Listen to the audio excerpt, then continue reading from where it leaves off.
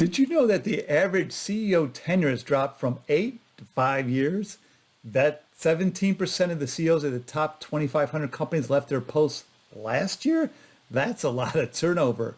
Boards have come a long way with their CEO succession planning. It's one of the most important jobs they have, yet it remains clouded in mystery at most companies.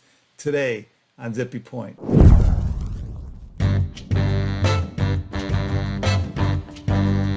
I'm Brock Romanek, and I'm a big fan of U's. The process of CEO succession planning can be hard. It's a hard process, particularly for emergency succession, where a CEO is suddenly out of a job for whatever reason, bad health, bad performance, or the CEO suddenly just decides to take another job. Even orderly succession, where CEOs plan their retirement, can be challenging. The great CEOs understand they're not indispensable, but the merely good or downright bad CEOs often don't quite get that. So the board is swimming against the tide. It's a very sensitive area. NYSE-listed companies are required to address their CEO succession plans in their corporate governance guidelines. Nasdaq-listed companies aren't required, but many do, since this is a key board activity. Here are 4 things you should know about CEO succession planning. 1, not that specific. 2, benchmark to the extent you can. 3, regular interaction between board and senior managers.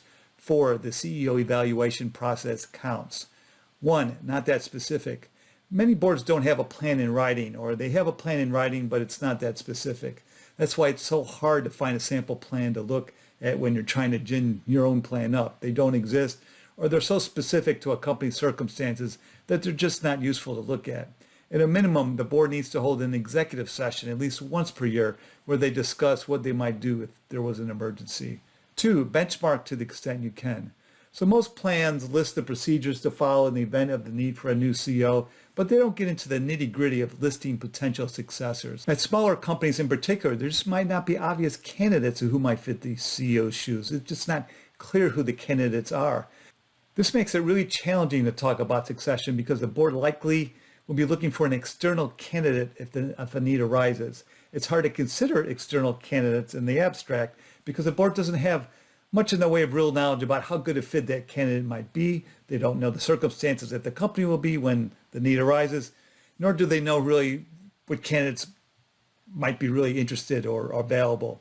So if your company has a recruiting firm on retainer, hopefully one with expertise in your industry, your HR head in the search firm should maintain a short list of at least 2 external candidates so you're not starting from scratch in case there's a need for an emergency succession. The candidates would not know that they're on the short list. They're probably not even available or interested, but at least you're thinking about it. 3, regular interaction between board and senior managers. So as part of the succession planning process, the board should get exposure to senior managers without the CEO being directly involved every once in a while, if not on a regular basis.